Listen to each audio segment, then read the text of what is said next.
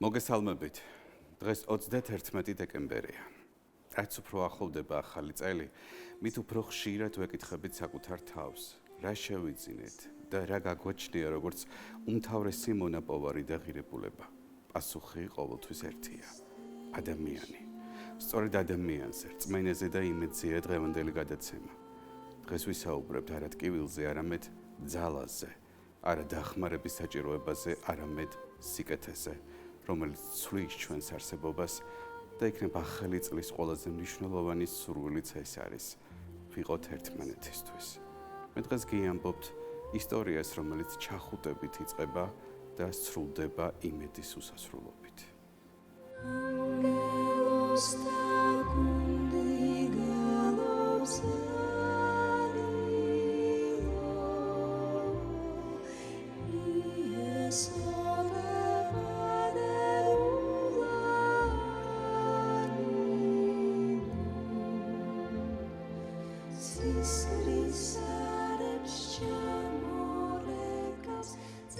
ძალიან მიყვარდა ყოველთვის ახალი წელი. ჩვენთან ოჯახში იყო ესეთი ტრადიცია, სადაც არ უნდა ყოფილიყო ოჯახის წევრი, ავიცი, არა მხოლოდ ქალაქ გარეთ, ქვეყნის გარეთაც თუ იყო, აუცილებლად ყველა ბრუნდებოდა 31-ში და ყველა ერთად ვსხდებოდით აი ამ საზეიმო სუფრასთან. და თან ისეთი ტრადიცია იყო, რომ აუცილებლად საჩუქრებს ჩუქნიდით ერთმანეთს და ძალიან მიყვარდა ეს პერიოდი.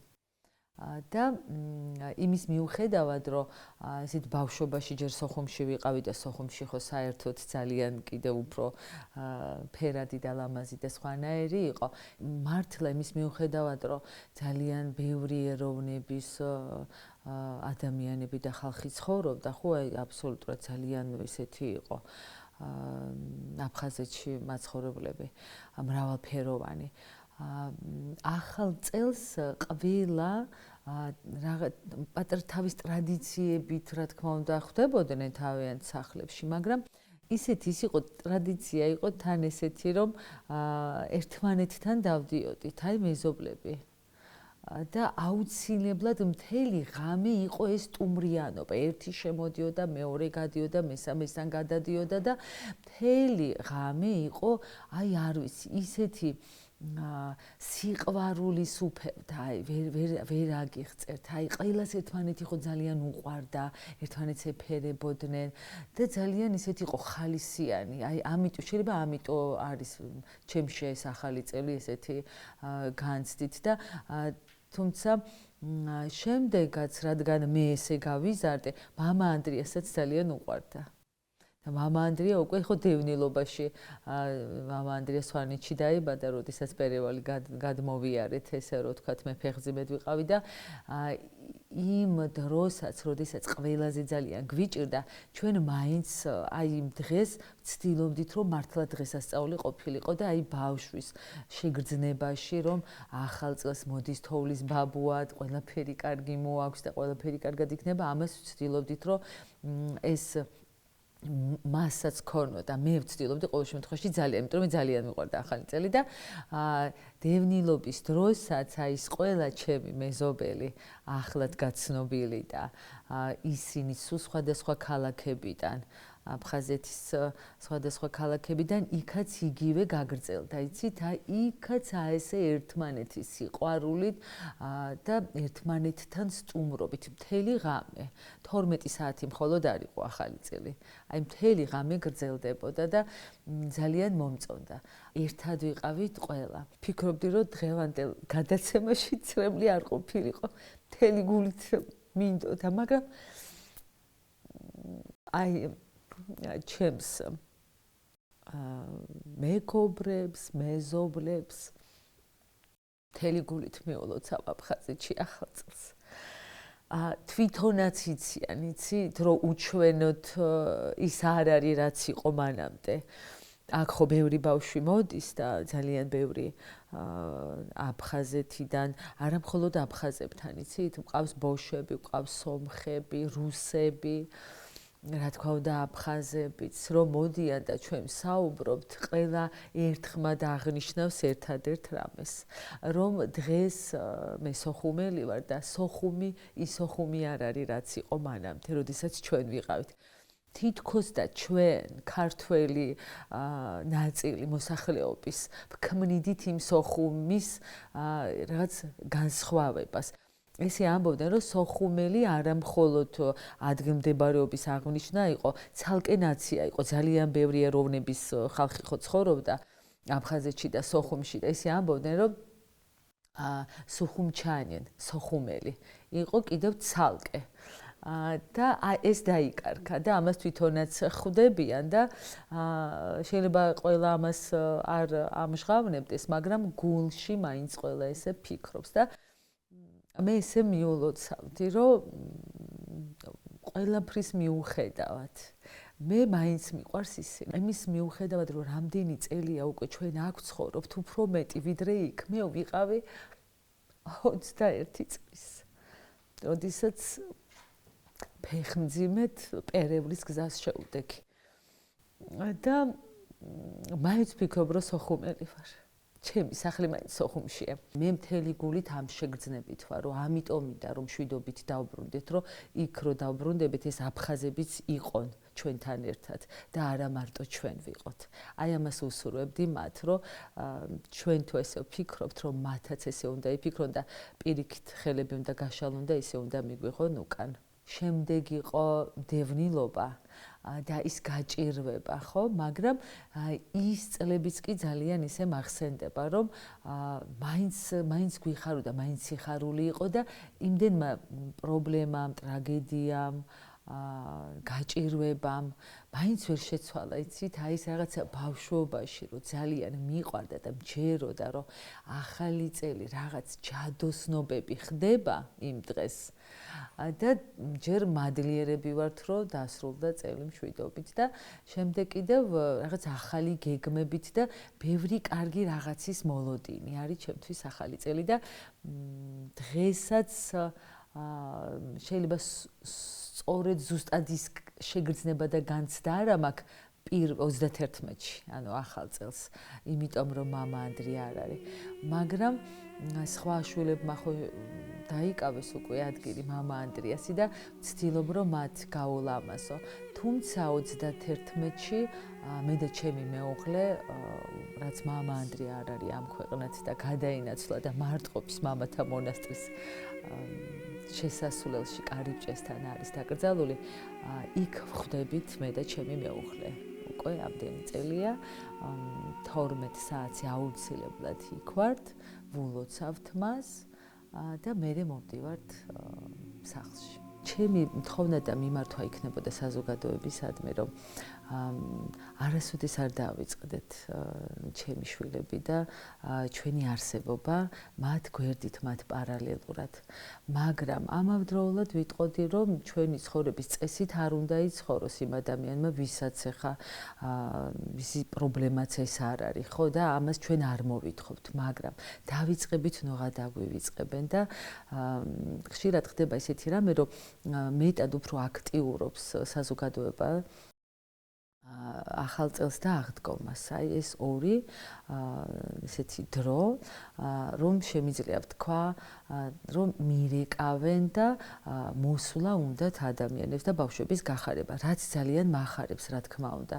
მაგრამ რაც მეტი დრო გადის, ეხლა ვაკვირდები, რომ ძალიან იკლო ამ ყველაფერმა და არ არის ის ზარები, რომ გვინდა მოსვლა და რა მოგიტანოთ ან რა გავაკეთოთ ბავშვებისთვის. მოკლედ, როდესაც მეკითხებიან, რა მოუტანოთ ბავშვებს, მე ვეუბნები, რაც უხარიათ თქვენ შვილებს ახალ წელს, ის უხარიათ ჩემ შვილებს.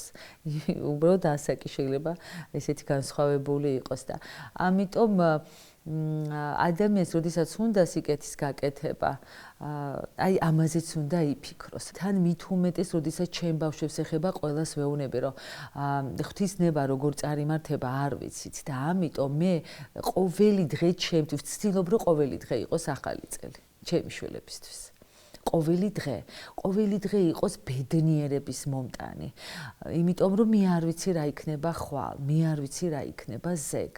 ამიტომ აი სულ ვცდილობ თუ ცოტა გვაქვს დრო, აი იმ ცოტა დროში ძალიან ბევრი რამე ჩავდო და რა თქმა უნდა ამაში საზოგადოების დახმარება მჭირდება, ჩვენ მარტო ვერაფერს ვერ გავაკეთებთ და აი თუ ყველა კარგად გულში ჩაიხედება, აი მაშინათვე გახდება ეს დახმარება და სიყვარული როგორი ლამაზი ფორმის, იცით, ძალიან კულტურული და არა შეურაცხმყოფელი. ზოგჯერ ყოფილა ხოლმე რომ მშობელს უთქვამს რომ ჩვენ ამათ ეხა მათხოვრები ვგონი ვართ ნამდვილად და არა, მე მხოლოდ მე ვმათხოვრობ ამ ბავშვებისთვის და ეს ბავშვები არ არიან მათხოვრები და ეს ოჯახები არ არიან მათხოვრები. აი ეს კარგად რომ აზროს საზოგადოება მე ძალიან გამიხარდებოდა და ვფიქრობ რომ არ არის აუცილებელი კიდევ აი მეორე ესეთი გულისწყენა მაქვს აუცილებლად უნდათ რომ ბავშვებს თვალებში ჩახედონ და ეგეც ძალიან ისეთი არის ძალიან მძიმე და ძალიან რთული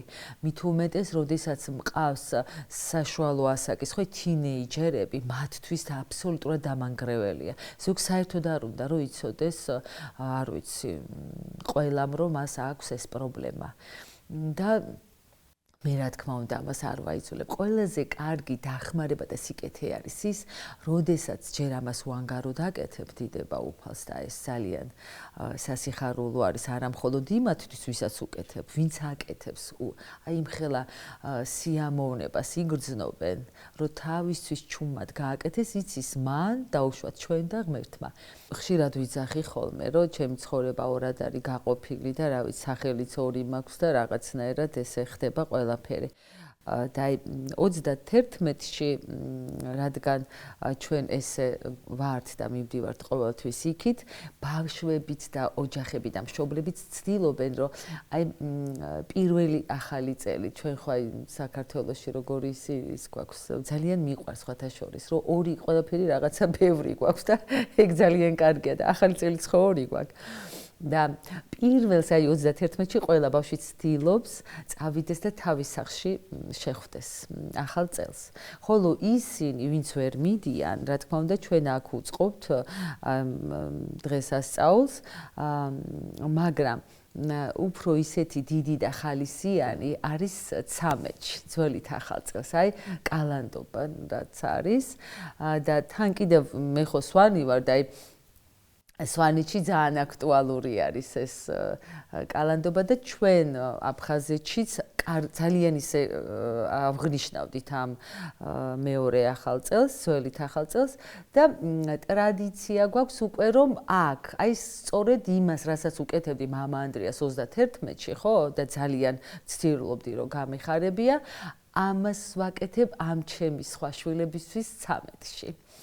აი ისეთი ლამაზია ჯერ სახლის მორთვას ძალიან დიდხანს ვანდომებთ და მინდა ძალიან დიდი მადლობა გადაუხადო მამა ნაზარის, რომელიც აი მამა ნაზარის როგორც შვილი ისე, ანუ არა მხოლოდ ჩემი შვილები არიან, ჩემი შვილები ახლა, რომლებიც ახლა მკურნალობენ და მათ ჩემი დახმარება სჭირდება და ფონდის. ის ადამიანები, რომლებიც ჩემოვიკრიბე, ისინიც ჩემი შვილები არიან და ყველა თანაბრად ძალიან მიყვარს. და ის მამა ნაზარი ესე მოდის თავის მრევლთან ერთად და ამხელა სახლის მორთვაში გვეხმარებიან. ყოველი მართლა კუთხე კუნჭული ცდილობთ რომ ძალიან ისეთი გავაფერადოთ და ძალიან გავანათოთ და ისეთი იყოს აი როგორც კი სახში შემოვა ბავშვიც და სტუმარიც რომ აი ეს ეფექტი ქონდეს ვაუ აი ეგ და ამაზე ძალიან ბევრს მუშაობთ მინდა გითხრათ აი გჭირდება რამოდენიმე კვირა რომ ბოლომდე სახლი მოვრთოთ ძალიან სახალისო პროგრამები გვაქვს. თუ რამე საჩუქრები და იმ ადამიანებს მადლობა, ვისაც გავახსენდით და უკვე მოგვიტანეს ეს საჩუქრები, აი ამ საჩუქრების გადაცემის ისიც არის, აი ამ 13-ში. და ბევრი სახალისო რამ, აი მთელი, აი 12-ზე ვხვდებით აქ, აუცილებლად ეს ტრადიცია გვაქვს და რა ვიცი, გაათენებამდე როგორც მახსოვს აფხაზეთში არის დღესასწაული სახლში და რაც მეტი კარგი ემოცია აქვს ბავშვს მით უფრო კარგად და უფრო სწრაფად გამოჯამრთელდება ბავშვიც და ამიტომ ჩვენ დახმარება მუდმივად გვჭირდება და ჩემი გუნდი 24 საათიან რეჟიმში მუშაობს მართლა და ძალიან დიდი მადლობა მინდა გადავხადო მათ ხოლო საზოგადოებას მინდა ვთხოვო რომ არა თქვენი დახმარება ჩვენ ვერაფერს ვერ ვისამთ ანუ ვერაფერს ვერ გავაკეთებ სხვადასხვა ძალიან საინტერესო და კარგი პროექტები მოვიფიქრეთ ერთ-ერთი არის ძალიან დიდი სოციალური პროექტი და ძალიან მარტივი კამპანია 121 ძალიან ისეთი არის სახალისოც არის და რა თქმა უნდა თავის აზრით მოიაზრებს იმას რომ ძალიან მარტივად მხოლოდ 1 ლარის ჩარიცხვით უდიდეს საქმეში ღებულობ მონაწილეობას და რაღაც აი ამ დიდი სიკეთის თანამონაწილე ხდები აი მე ხო ვამბობ რომ სულ იზრდება აი რაღაც ეს სიკეთე ჩემთვის არ არის ერთხელ მოვედი რაღაც გავაკეთე და სულ იზრდება და აი ეს კამპანია 121-იც ესეთი ის არის ჯერ ხო ვრცელდება საზოგადოებაში და ისეთი არის იზრდება და რაც უფრო მეტი ადამიანი ყოველ შემდეგ თვეში ჩაერთვება მით უფრო მეტ ბედნიერ დღეს ვაჩუქებთ ამ ბავშვებს, ბევრ სიხარულს მივანიჭებთ მათი დახმარებით და მე მინდა ვთხოვო რომ ნურც ერთი ნუიფიქრებთ, ხა ჩემი 1 ლარი რას იზამს. არა, მართლა მნიშვნელოვანი და გადამწყვეტი არის. მთელი გულით, სულით, ჩემი ლოცვით გილოცავთ ახალ წელს. ყველაზე მთავარი და მნიშვნელოვანი არის ის, რომ იყოს მშვიდობა, ძალიან მნიშვნელოვანი არის და ჩემზე კარგად ეგ არავინ იცის და ჩემნაირებმა უფრო სწორედ, ომგამოვლილმა ადამიანებმა. და მშვიდობასთან ერთად მინდა რომ ყველა ოჯახში იყონ ჯამრთელი ბავშვები, ბედნიერი ბავშვები და რა თქმა უნდა ვუსურვებდი ადამიანებს რომ აი ეს ბედნიერება და ეს სიხარულის შექმნის უნარი და შესაძლებლობა გქონდეთ. ღმერთმა დაგლოცოთ, გაგახაროთ, გაგამრავლოთ და მრავალ ბედნიერ შობა ახალ წელს დაგასწროთ უფალმა. მამა ანდრიას და ჩემი ლოცვა მუდამ თქვენთან იქნება.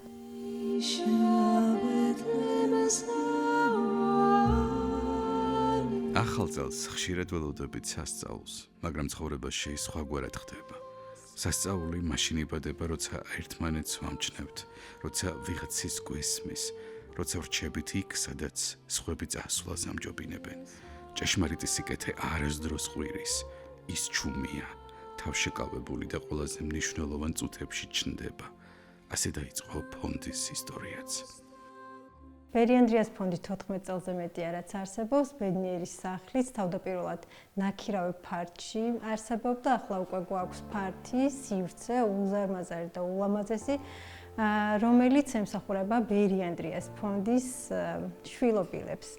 ბავშვებს და მათ ოჯახებს, რომელსაც შეუძლიათ მოვიდნენ, იცხოვრონ ამ ფონდის ბედნიერ სახლში, მიიღონ ყველა საჭირო სერვისი, რაც ცხოვრებისთვის არის საჭირო და რა თქმა უნდა მიიღონ დახმარება, რომელსაც ფონდი უკვე წლებია სთავაზობთ. სახლი არის მულტიფუნქციური, სივრცეში დაგხვდებათ ძალიან ბევრი ისეთი საჭირო სივრცე, რომელსაც ვერც კი წარმოიდგინეთ, ამიტომ დაგათვალიერებინებთ ახლა ამ სივრცეებს. პირველი ოთახი გახლავთ სივრცე, რომელიც უკავშირდება საკონფერენციო სივრცეს. ამ საკონფერენციო სივრცის გაქირავება ჩვენ შეგვიძლია და პერიოდულად ვახერხებთ კიდევაც ამას, რომ ბავშვებისთვის შევძლოთ კიდევ უფრო მეტი თანხების მობილიზება სხვადასხვა აქტივობების დასაორგანიზებლად. ბერი ანდრიას ფონდი ზრუნავს ყველა ჯურის და ყველა წამსის ადამიანზე, მაგრამ რა თქმა უნდა ბედნიერ სახლში გვაქვს სამლოცველო, სადაც ბერი ანდრიას ფონდისთვის და მისი შვილობილებისთვის ძალიან მნიშვნელოვანი აქსესუარებიც გვაქვს. სამლოცველოში განთავსებულია ხატი, რომელიც საჩუქა ილია მეორემ ბერი ანდრიას, ეს გახლავთ ოდიგი ტრიას ხატი და ასევე ერთ-ერთი მნიშვნელოვანი ბერი ანდრიას ანდერძი, რომელიც გახდა საფუძველი ამ ფონდის დაარსების. ბერი ანდრიას ანდერძი ასევე კაფსულის სახით არის ჩატანებული ამ სახლის საძირკველში, რაც გარკვეულწილად ემოციურს ხდის ამ სახლის და ამ ანდერძის ურთიერთკავშირს ფონდისთვის. ხშირად ვატარებს ტრენინგებს სამედიცინო მიმართულებითაც და ასევე სხვადასხვა ტიპის ყველა საჭიროებას ვერ გებით, რა მოთხოვნაც აქვს ჩვენს პარტნიორ კომპანიებს. ასე რომ ამ სივრცის არსებობა ბედნიერ სახლში გახლავთ ძალიან მნიშვნელოვანი, რადგან ეს გახლავთ დამატებითი საშუალება, რომ მოვახდინოთ ფინანსების რეალიზება ჩვენი შვილობილებისთვის. გვაქვს სპორტული ოთახი, სადაც შეუძლიათ სპორტული აქტივობებით დაკავდნენ ბავშვები და მათი მშობლები, ადამიანები, რომლებიც ამ სახლში ცხოვრობენ და ასევე რეაბილიტაციაში და ფიზიოთერაპიაში ბავშვებს ეხმარება საჭიროების შემთხვევაში, რა თქმა უნდა, ბერი ანდრიას ფონდის უკვე მორჩენილი შვილობილი, რომელიც, რა თქმა უნდა, არტოვებს ფონდს და აგრძელებს მის შვილობილებზე ზრუნვას. ვისარგებლებ შემთხვევით და გაჩვენებს თავისუფალ ოთახებს. ორი ოთახი გვაქვს ამჯერად თავისუფალი ბედნიერ სახლში. ეს გახლავთ სრულად კეთილმოწყობილი, ჩათვალეთ სასტუმროს ტიპის ნომრები, სადაც შეუძლიათ იცხოვრონ ბავშვებს მათი ოჯახის წევრების თანხლებით. ეს იქნება დედა, მამა თუ რა საჭიროებაც ამ დროისთვის ექნება აი ბავშვს, რომელიც არის ჩვენი შვილობილი. მინდა გითხრათ, რომ ბედნიერი სახლის კონკრეტულად ეს ადგილიც გახლავთ ბავშვებისთვის ძალიან საყვარელი და საღამოობით ხშირად იკრიბებიან და ატარებენ ბედნიერ წუთებს ბედნიერ სახლში. ბერი ანდრიას ფონდის ბედნიერი სახლის კორიდორში განთავსებულია სურათები, ისტორიები, მოგონებები, რომლებიც ამ ფონდის ისტორიას ასახავს. ჩემს უკან კი გახლავთ ბერი ანდრიას ფონდის შვილობილების სახელები, ბავშვები, რომლებიც ამ ფონდის ისტორიის ნაწილია. ახალი წელი უფრო მეტია, ვიდრე გასტრონომიული ვნება და აბახუსისგან შემოპარული ემოცია. 31 დეკემბრის ღამე მორიგად გვახსენებს, რომ ყველაზე ძვირფასი არ იყიდება, ის იბადება თვალებში, სიჩუმეში, ზევდაში თუ სიხარულში. სიკეთე არის ბედნიერება. ეს არის შანსი ვიყოთ უფრო მზრუნველები, უფრო ყურადღებიანი, უფრო ადამიანები. შეიძლება ვერ შევცვალოთ მთელი სამყარო, მაგრამ შეგვიძლია შევცვალოთ ვიღაცის ერთი დღე, ერთი ღამე, ერთი დილა და სწორედ ამ დროს დგება ნამდვილი ახალი წელი.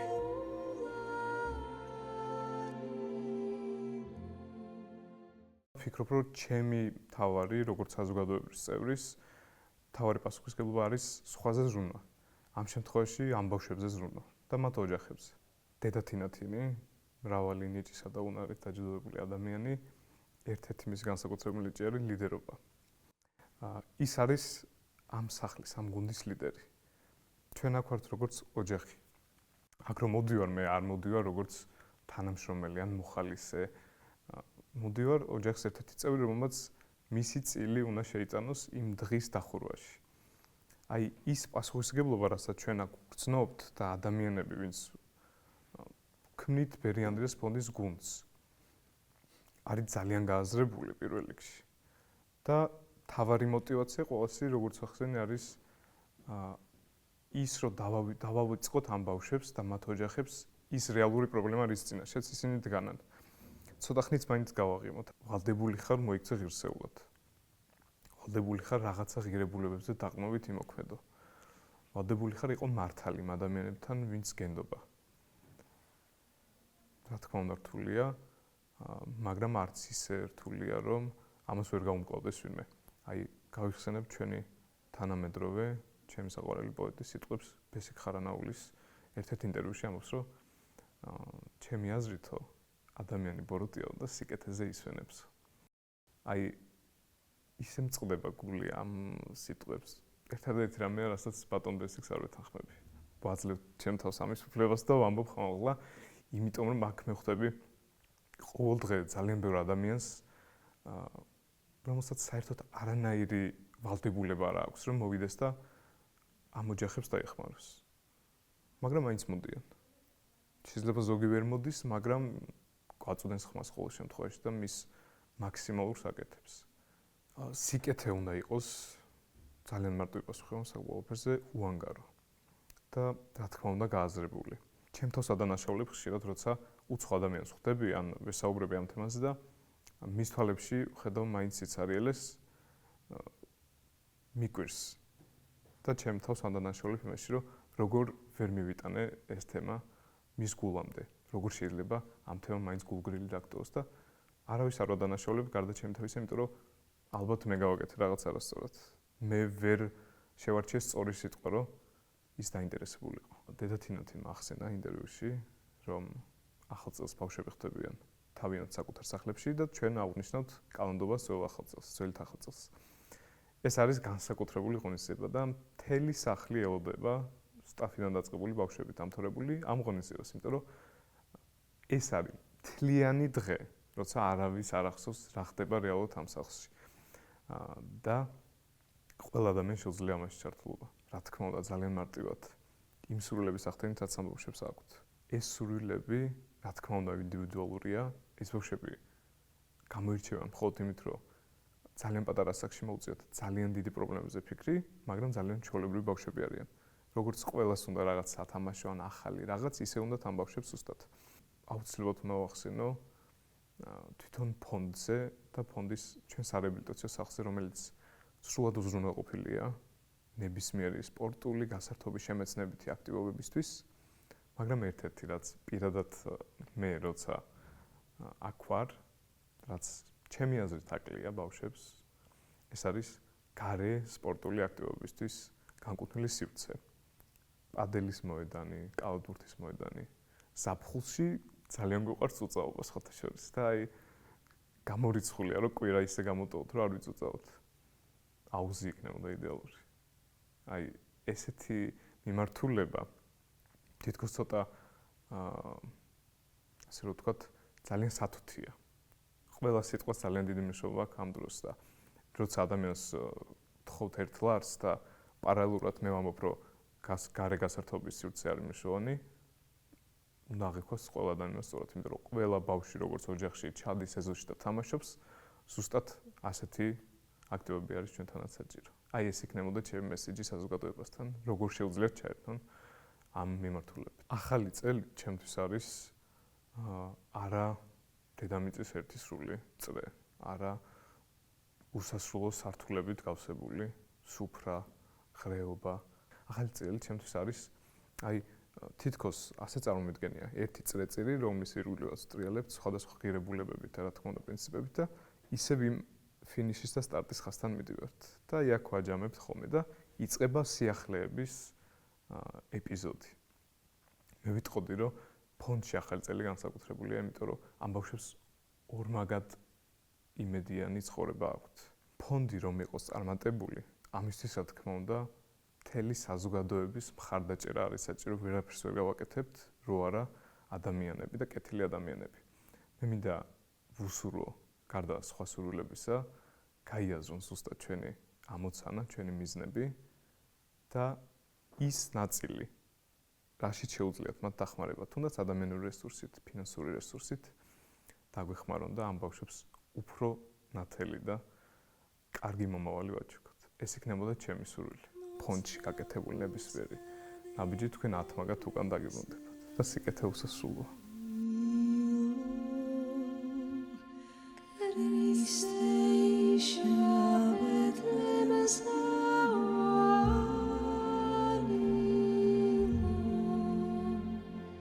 ძვირფასო ტელემაყურებლებო, თქვენ ახლა ეკრანზე ხედავთ ბერი ანდრიას საქველმოქმედო ფონდის ანგარიშის ნომრებს.